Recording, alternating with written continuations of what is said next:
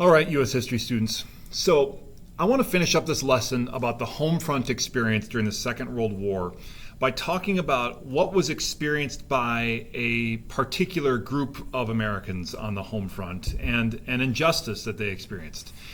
And, so in our storyline of the blessing and the curse in American history, what we're going to see here is a curse. It's a mistake. It's a dead end. It was an injustice. And when we come across things like that in our story, we know that we can respond by just slowing down to understand what happened, why did that happen. And we can allow ourselves to feel a response, to lament that this took place, and consider what are ways that God might call us to respond in situations like this. So anyway, this is what we're going to look at, is what happened to Japanese Americans during the Second World War. Now, probably goes without saying, but worth saying. When the nation of Japan attacked the United States at Pearl Harbor, this is a frightening moment for Americans. Right? The United States of America was under direct attack. Nobody knew what the next move was. Nobody knew what this meant. It felt catastrophic, and it felt like everything had changed. And for a lot of Americans on the West Coast, across California and Oregon, Washington, where there were not an enormous, but a significant number of Americans of Japanese ancestry who were living on the West Coast, there was a lot of Americans who said, what does it mean that some of my neighbors are of Japanese ancestry? Now, most of these folks that they're worried about, nearly all of them were American citizens by birth, or they'd been naturalized. Some of them were new-ish immigrants, but most of them had been there for a generation or two. But I think for a lot of Americans, that wasn't their American citizenship wasn't the key factor. The key factor for them was that they were of Japanese ancestry, and the question is, do we really know who they're loyal to?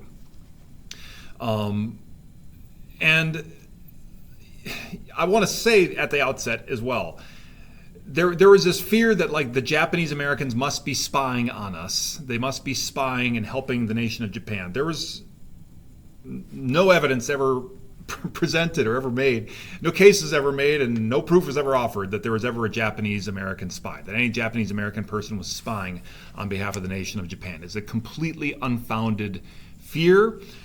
But nonetheless, it's a fear that people felt in an emotionally stirred up moment. So a lot of this is driven by some, bigotry or fear of immigrants. That's it's what's driving a lot of this. And, so folks out in the West Coast are kind of getting on the phone to their state legislatures, to their congressmen in D.C., making political noise saying, who's going to keep us safe by doing something about these Japanese Americans whose loyalty we're just not sure of? Who's going to do something about this? And no one was really speaking up for Japanese Americans. And so here's a great example of Franklin Roosevelt doing what felt to him like the politically expedient thing. FDR, by executive order, Congress didn't do this. Franklin Roosevelt just said, as an act of war, I'm signing Executive Order 9066. And this executive order means that all people of Japanese ancestry who live on the West Coast of the United States have to be moved into internment camps. They have to be moved into camps. They will have to sell everything. Every person in the family gets a piece of luggage. And whatever you can fit into your family's luggage, you get to keep. Anything you cannot fit into your family's luggage, you will forfeit. Your homes, your property, your businesses are going to be forfeited. Or at least there's no promise you're going to get them back. And for many decades, they didn't get anything back. And so everything is sort of dropped. Can you imagine, students? Because a generation or two ago, your ancestors came from someplace that it's announced that your family has to forfeit everything and go into these camps. The camps that they're moved into are stark, they're not nice. It's like when we go to Camp Chaminade or something like that. It's not like prison, but it's not, they're not good. Food is scarce. They're not really built for permanent. They're like kind of slapped up quickly, and they're put like in the mountain range, in like the interior mountain range. So like in Utah, places like this, Utah, Wyoming. It gets cold in Utah and Wyoming. These places are not well insulated or well lit or anything like this. So, it's just hard, and you're surrounded with barbed wire on the outside, and it's armed guard, and you don't have permission to leave, and it's like you're in prison. Now, I want to be clear, these are not Nazi-style concentration camps or death camps. Sometimes students get that mixed up. No, these aren't death camps or concentration camps. They're fundamentally un-American. They're fundamentally a violation of these people's constitutional rights. But they're not a Nazi death camp. It's also just pointed, noteworthy, interesting.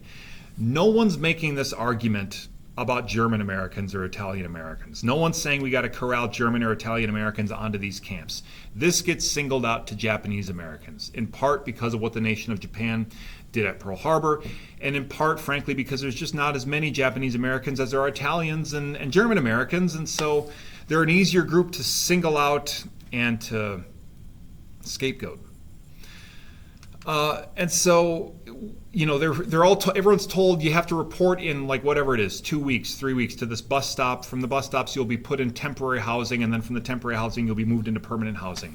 Many people got moved into temporary housing like this in San Bruno, California, which was just horse stalls that got converted into where families were moved. You can see this is one of the permanent camps, or semi-permanent anyway, at Manzanar. In the interior of California, and you can see it's like a new build construction. Everything is just sort of dusty. It's fairly cold.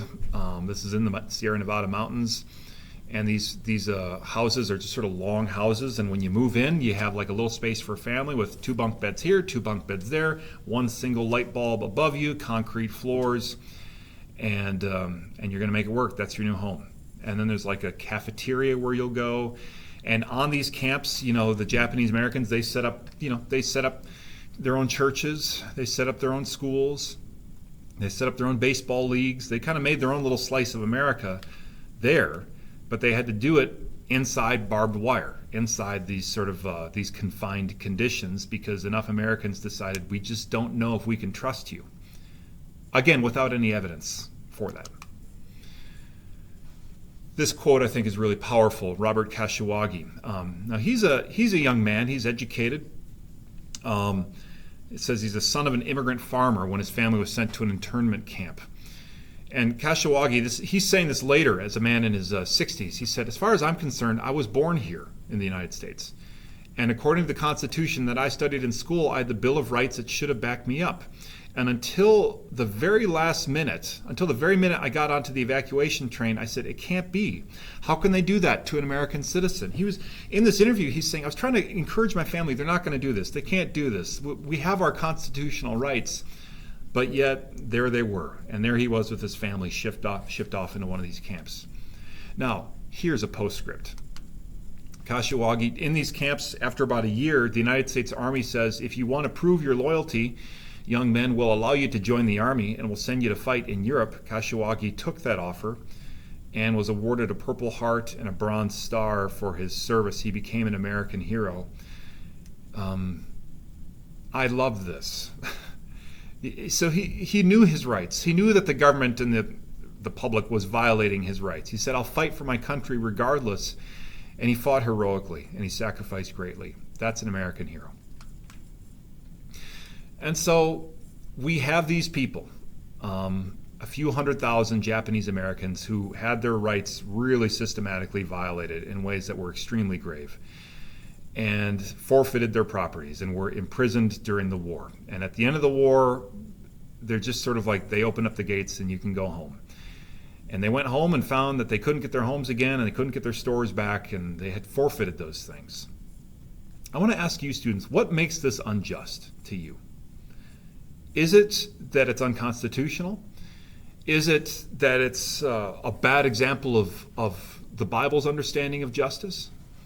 What was it to you? I mean, to say it's unjust is just kind of obvious and not all that insightful, right? But what makes it unjust as you think about this? Finally, some 40 years later, the United States did take steps toward restoration, which is lovely. President Reagan signed a Civil Liberties Act that for living descendants of people many of them, like these people here pictured were children, and so that they got some of their money and their property returned to them from the United States government that was illegally forfeited by their families. They got some of that back. That's done some 40 years later. Anyway, students, thanks for listening to this. Thank you for considering these questions, and I'll talk to you soon.